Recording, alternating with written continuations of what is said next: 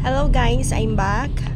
And before ko matulog, I wanted to share my story with you. What happened today sa ako ang life. Actually, after ko nag-decide nga mo resign na sa LBC, I have this question. So, ako ang isa ka sister sa Handmaids of the Lord. Siya ang ni-share na mo ani during our household prayer meeting nga kung naa daw siya i-discern kay God, mangayo daw siya og sign. So, gina-apply na nako sa akong life now that I am a member of Handmaids of the Lord. So, whatever decision that I have, ikonsulta na nako sa kay God.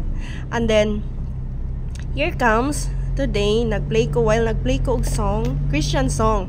Kay pag mag-travel ko, ako lang, ganahan ko maminaw Christian song kay I feel at peace.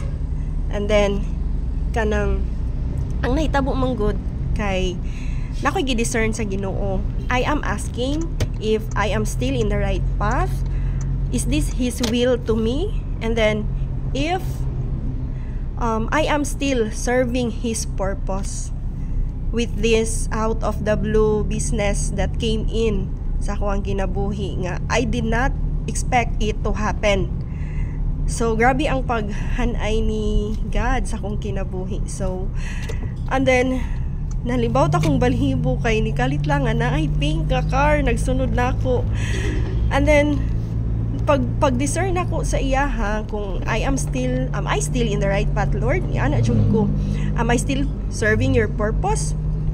So nalibaw na jud ako ng balhibo, and then nagsige na lang kong hilak ani kay naay siya gipang iya jud yung gitubag ang ako ang question.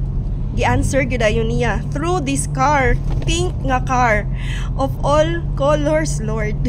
Ang pink jud, my favorite color.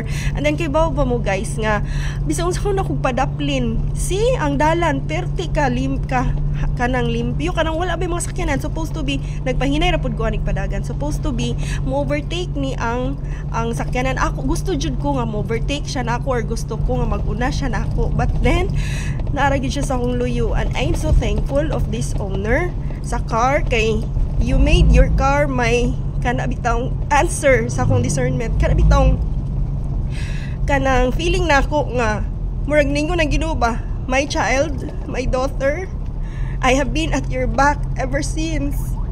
So murag nalimbawt na akong balhibo ani. And then so nara siya ning agi siya. Thank you kaayo sa owner sa car kay through the color of it murag gihimo siyang instrument ni God to answer my discernment. So ni diretso jud ko din crying and praising God for everything that He has done to me.